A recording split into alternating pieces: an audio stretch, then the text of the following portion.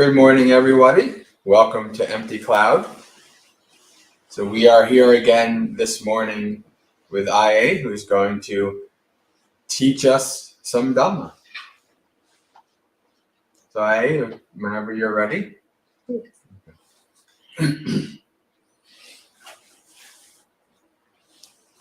Namo tassa bhagavato arahato samma sambuddhassa.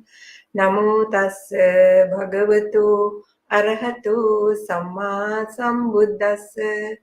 Namo tassa bhagavato arahato samma sambuddhassa.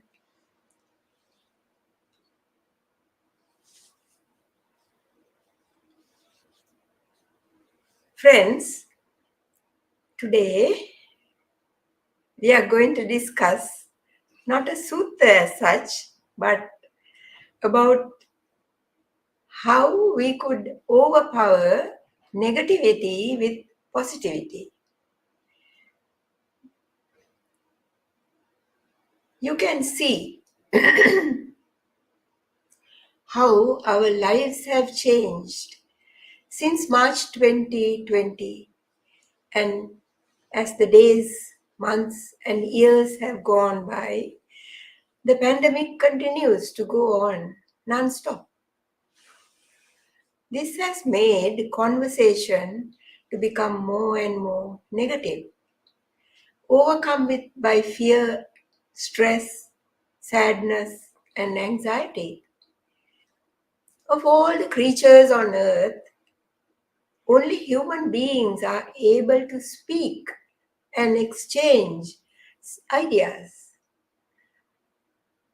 Some people misuse this great gift by only thinking and speaking about negative things like sickness, loss of wealth, or children's neglect, etc. They are unable to talk of anything positive, so that they spread their dissatisfaction to their listener also. There are others who cannot be happy about the success of another. When someone talks of a happy or good experience in their life, the listener will quickly chip in with his or her own similar incident or happening. Why can't we share in the joy and happiness of the other person without talking about my own success or experience, which will be like belittling the other's good fortune? If COVID has not victimized you and your family, you may feel gratitude and also a sense of guilt and shame. In that mind state, you cannot help or reduce the suffering of others. From this worldwide crisis, we can learn to appreciate certain changes in our lives and also certain people who have contributed to it. In ancient times, our forefathers were called to join in battles, but now we are asked to stay at home. The doctors, nurses, and medical staff all over the world work round the clock without sleep and are unable to go to their homes. The workers in many shops, or those delivery boys and the mailman, they should be appreciated. We could be grateful to be healthy and alive, to listen to a bird song, or watch the sun's rays, the raindrops falling, wake up in the morning after a good rest, and for the sake of our children, who gives us our life a meaning. We could also show our gratitude to those around us. If someone does a kind action or help, we could circulate that kind action by helping another so that it continues to grow. Such an action may go a long way. Life is unpredictable and confusing. We worry about our health, and if we can find enough to feed our family, or if all our savings would be lost.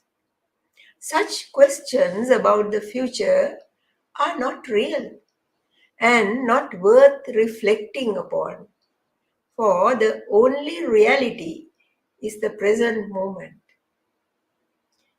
This is a good time to connect with others and learn new ways of spending our time. For most of us have been given bonus time, and this is a fine opportunity to learn how to live. If we are self-aware, we would see the truth about ourselves. Sometimes it may be admirable, but at other times it may make us cringe if we have a conscience. We may see how we look at the world through jealousy, anger, making comparisons, selfishly with pervert and materialistic thoughts, harmful and cruel thoughts, etc. When we are full of expectations and they are not fulfilled due to betrayals or failures, etc., we may become negative. Negativity can happen in two ways. That is, by things that may happen to you, that is visible to others, and secondly, by things that may happen within you, unseen by others, and only visible to you. The Buddha compares,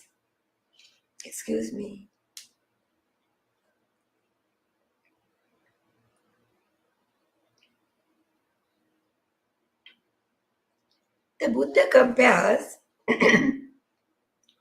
two kinds of human beings. That is, the uninstructed worldling. These are words from Bhikkhu Bodhi's book, really. And a noble disciple who is a practitioner. When a painful feeling comes to the worldling, he sorrows, grieves, laments, weeps, and becomes mentally agitated. Then, due to the underlying tendency of aversions within him, he feels a great dislike to the pain. You see, underlying tendencies are actually not what we have gathered in this life itself. These underlying tendencies are what have come to us right through our passage through samsara.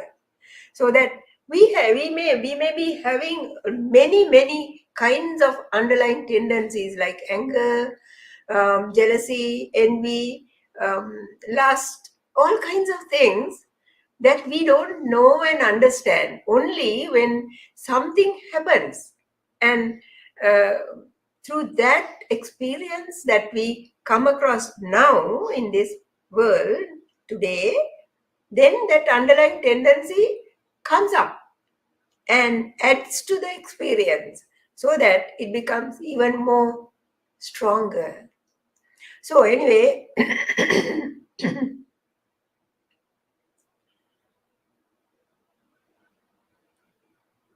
Now, this is the origin, when the underlying tendency comes up and when we dislike the pain, this is the origin of negativity. To get rid of this aversion, the ordinary worldling who does not know anything would turn to sensual pleasures to find delight. Now, the underlying tendency of lust takes hold of his mind, for he is trying to convert his pain into pleasure through sensual desire. He is attached to both feelings, that is, to push away the pain and to delight in the pleasurable one. This is the cause of the negativity. Also, due to the underlying feeling of ignorance. Now, add to the other tendencies, there is the ignorance. He tries to be neutral or develop the neither painful nor pleasant feeling. He does not know how to develop equanimity when the pain fills his mind. He is not able to transform negativity into positivity. 3 fetters. I think you understand the word fetters.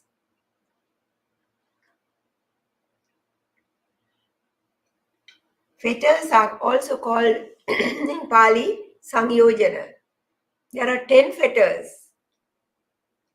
And when we are able to attain stream entry, we get rid of 3 fetters.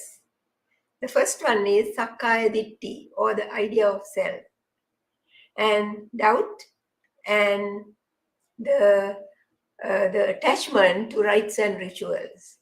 So there are 7 other fetters that we can get rid of only by attaining higher spiritual attainments. So anyway, 3 fetters. Now at this point, this ordinary person develops 3 fetters. What are they? Sakkaya Ditti, as I told you now, the personality belief, that is the idea of self. Then Kamaraga, that is greed, and Avijja, or ignorance. Now these 3 fetters arise in this person with the pain that that person has at the moment. Then, now at this moment, now we are talking about 2 people that the Buddha is talking about, right? Then the Buddha turns to the noble disciple. He too feels pain. If there is pain in the body, anybody, whether it is even if it's an arahant, the pain, would be felt. But only thing is, if it is an arahant or someone who is spiritually in a higher position, would be able to subdue the pain, sort of get detached from the pain. So the Buddha says, now this noble disciple also feels pain, but he knows how to change it into a positive feeling. He does not grieve, sorrow, or lament like the worldly, for he is not mentally stricken. Now, can you see the difference? There are 2 kinds of pain. One is the mental, the other is the physical. So, when the physical pain comes, the noble person, or the one who understands the Dhamma, who has practiced Dhamma, will not get stricken mentally. He has the physical pain, but not the mental pain. That's why the Buddha says that while the worldling is struck by 2 darts are like arrows, yes, the noble disciple gets only one dart or one arrow. That is only the physical one. He does not develop any dislike towards the pain, so he is not troubled by the underlying tendency of aversion. The worldling thinks of drowning his pain through the sensual pleasure because he does not know any other way. The noble disciple knows that pain is impermanent and would pass away but is unavoidable.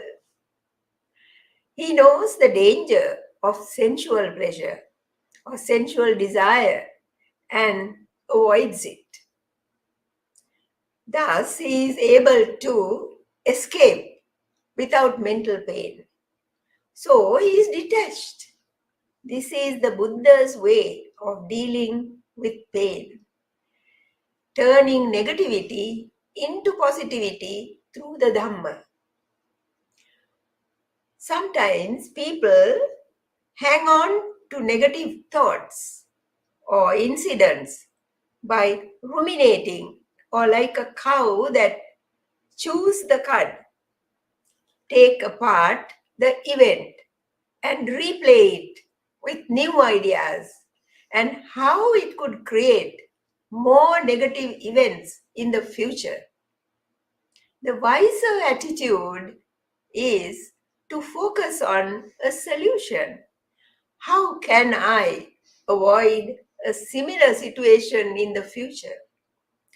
Someone told me about a story about his stock market, that experience that he had. He had put $500 there, and the following month it had come down to $50. Instead of feeling downhearted, he just forgot all about it.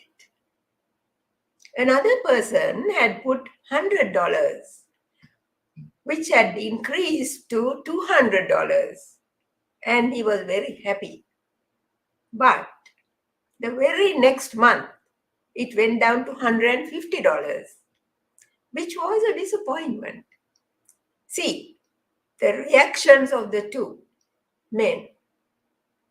One faced his loss positively, whereas the other thought he lost, though he still had a gain of $50.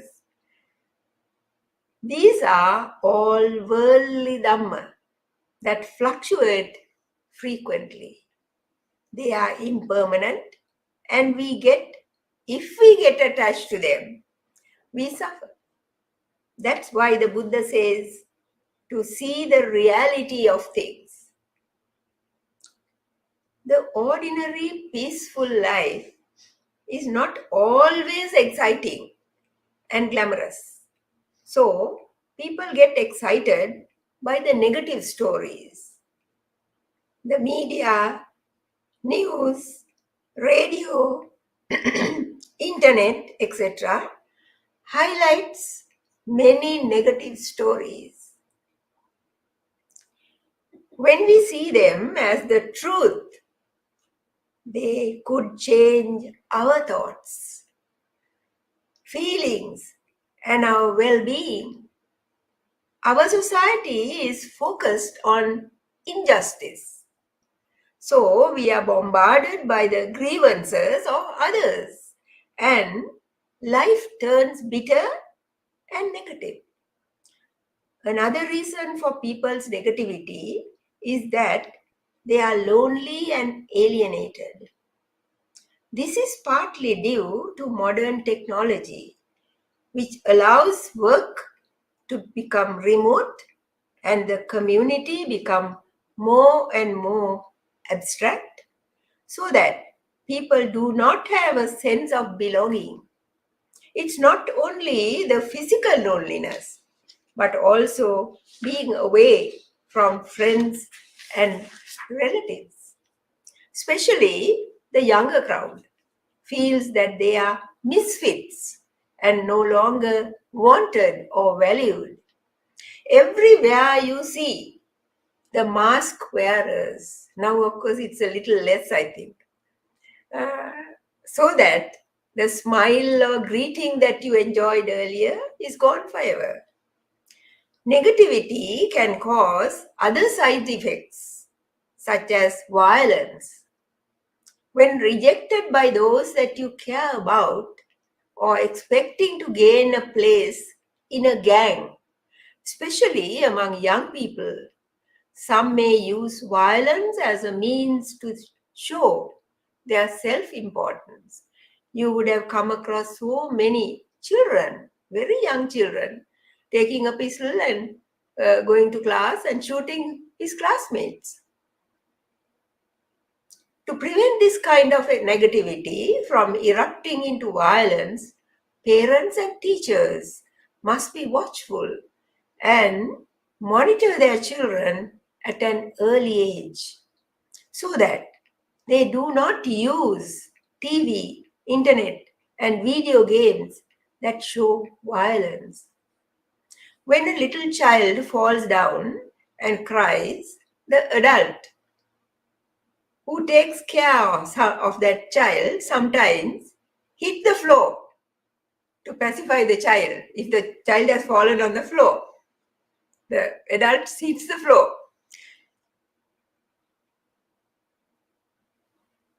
Which is the wrong way of dealing with situations. School systems must have definite policies that leave no room for any student to tease, threaten, or mistreat any child.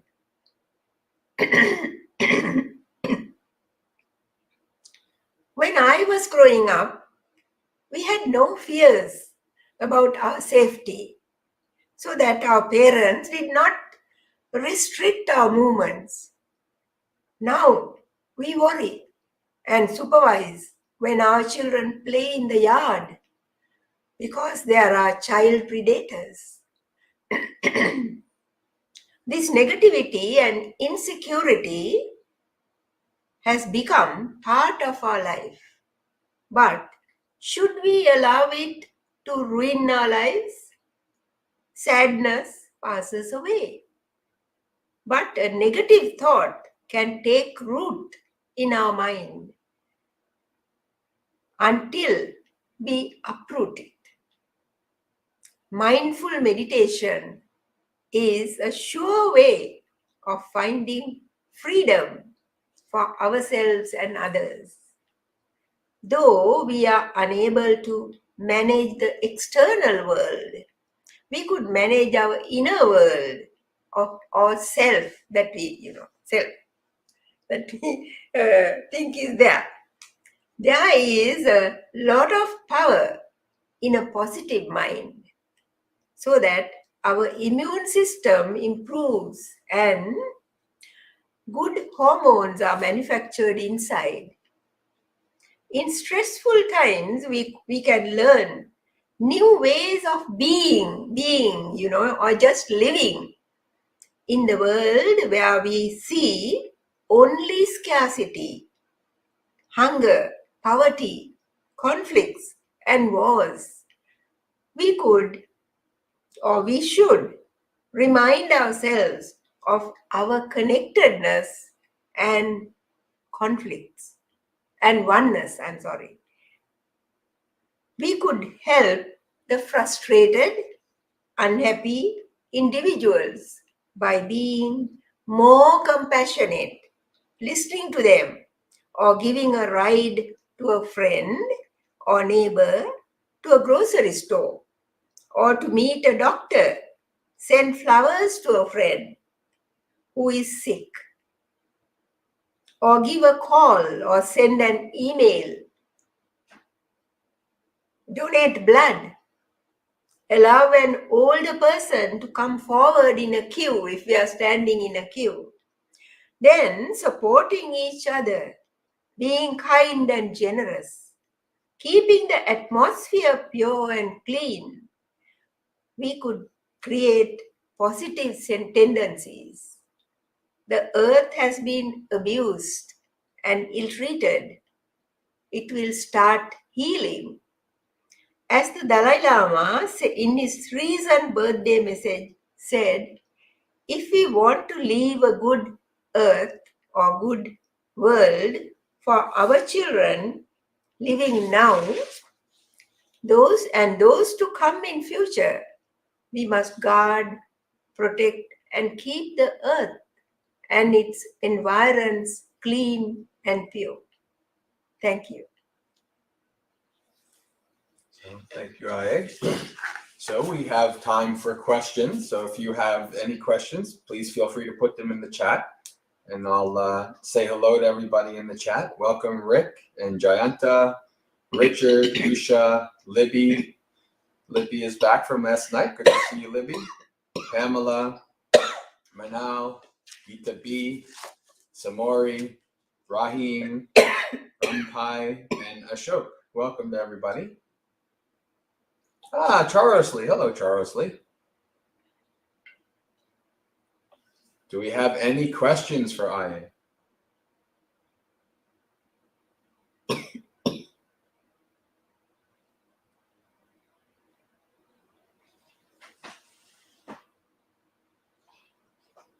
We'll give it another minute or so to see if anybody has questions. And if not, then we can end early for the stream. We can ask the ones here also if there are any questions from them. Yeah, if there's anybody, yeah. Any questions from the monastery? No?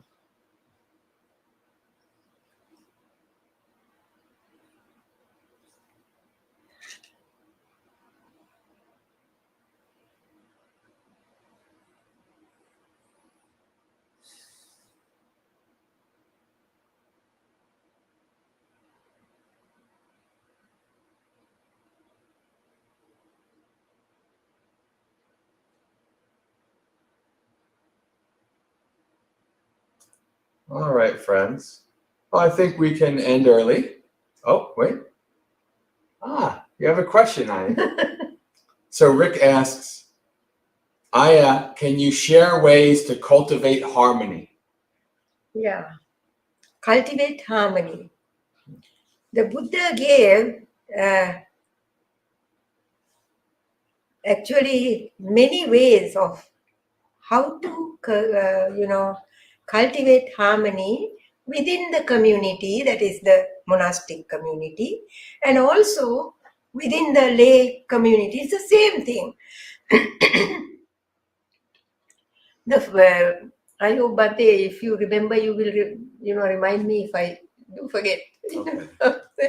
Yeah. So one of them was, now when we meet together, say now in the lay community, you usually meet at the table. When you have meals. If you are talking, to have harmony within the even if you have some differences in opinion, to always end up with harmony, not with negativity, not with hostility, so that when you get up from your seats, you're all peaceful, calm, and in harmony with each other. The relation between each other is very good. Now that is one way of keeping harmony in the whether it is the monastics or whether it is the lay people. Now, among the lay people as well as in our community, we have certain disciplines. Like now in our community we have many disciplines, right? That we observe. Among the lay people too, there are these, to keep those ideas or those disciplines have come from our ancestors. They have kept them right through the generations, and they have come to us. We should not violate them.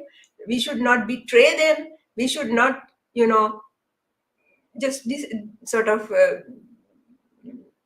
let them, think that they are obsolete or something.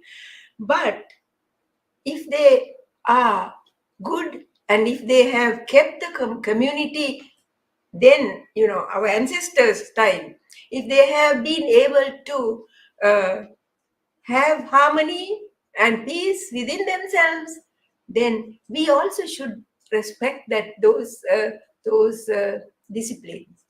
That's why we have a code of discipline for the monastics, and we try our best to keep them. Sometimes we fail, but when we fail, what we do is we meet another monastic who is equal to us or above us, tell that person, now this is what has happened, please, excuse me for being or for violating or whatever, the rule, and I will try my best not to do it again.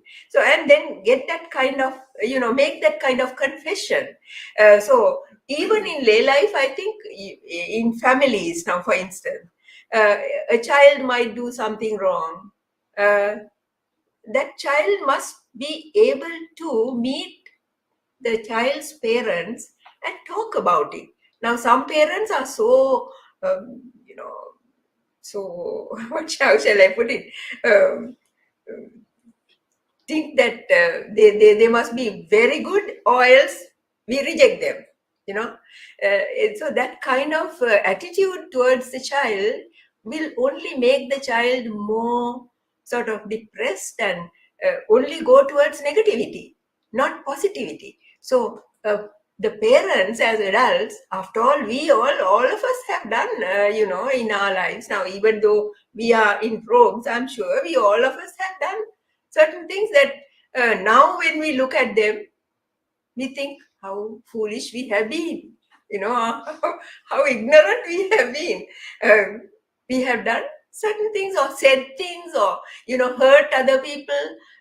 We too have done these things. So what is necessary is for parents also to understand, after all, the child is a child, small, and he or she has yet time to grow.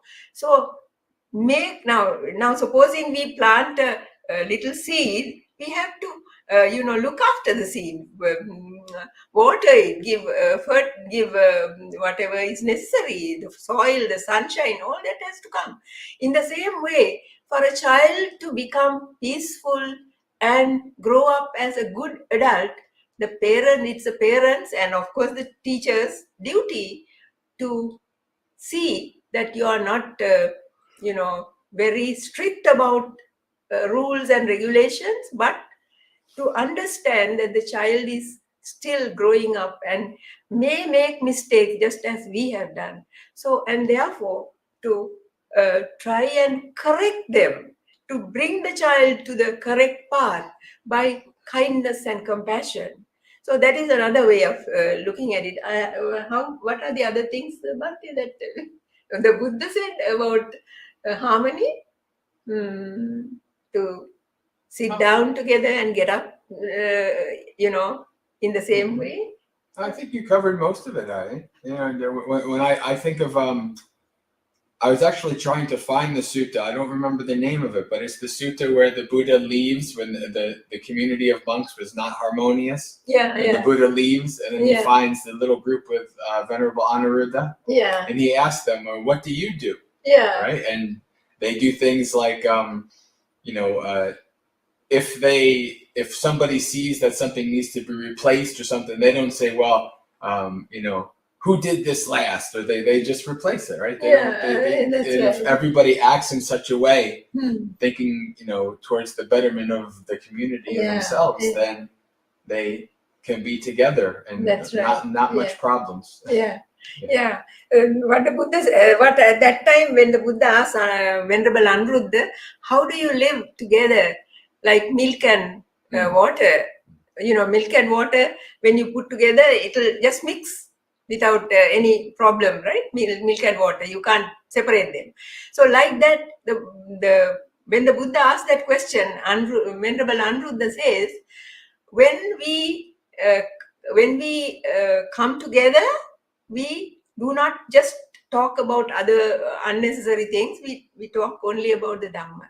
And when we come, whoever comes to the now, supposing it is time for lunch or the meal, whoever comes there sees that the place is swept and all the things are nicely placed, and if water is necessary, to bring the water and keep it there. And now supposing the others are a little late, the person who comes first does all that. They never find fault with each other. They always look at each other with love and kindness. And always they are, whether it is in front, now, like, one to one, or whether they are away from them, they always talk about them or think about them with metta, that is loving friendliness. So these are some of the things we both can't remember all the things that were given in the sutta, but I think it's in the Samyutta, is it? I thought it was Majjhima Nikaya. I could be wrong. It's been a long time. It must be in the Majjhima, right? Yeah, Majjhima Nikaya. So you can look it up in the Majjhima Nikaya if you have the book. But in the Samyutta also you get this kind of thing repeated. So I hope I have answered that question. Are there any other? Yes. So Sud has a question. Dear Ayya, are there any practical ways to stop the mind from going to ruminations of negative and angry thoughts? Yeah. So now the first thing that I can think of is to be in the present moment. Now always when we ruminate or when we chew the cud like the cow, what we do is we bring back something that has happened in the past and try to make up big story about it. That is, I should have said this, not the other thing. What I should have said, I didn't say. I'm going to say it again. Things like that, so that you bring that that incident or whatever was said or something that like that. It's always a negative thing, never positive. Of course, we might think of something positive and be happy about it also, but at the same time, very often it is the negative things that we bring forward. So we must always, when the negative thing comes into our mind, we should always think of it as negative. It is the negative thing. Now, you remember there is a sutta called the Veda Vitakka Sutta. That is where the Buddha himself says that when he sat under the tree for enlightenment, before that, now see, even the Buddha, before enlightenment, had this kind of thought. He says, when a bad thought, when a sensual thought came into my mind, I saw it as a sensual thought and I put it into the negative side. I, let it go. When I got a harmful thought, something, or angry thought, or, something, a thought of ill will, that also was put into that side and I forgot about it. Then if it was a cruel thought, so now see, even just before the Buddha became the Buddha, he too had these thoughts. So we should not feel bad about getting these bad thoughts. Only thing is, when they come, we should see them. We should see, this is not the kind of thought a disciple of the Buddha should have. We should let it go and let it, forget about it. So it's not easy, of course, as saying it, but that is the way we should treat these things. When you go on doing it all the time, you will stop getting negative thoughts. Instead, you will get the positive thoughts, right? Because we have done both positive as well as negative. So that is the way that we could deal with these negative thoughts. Anything more that you could add, Bhante? No, Ayya, that's wonderful. All right, let's see.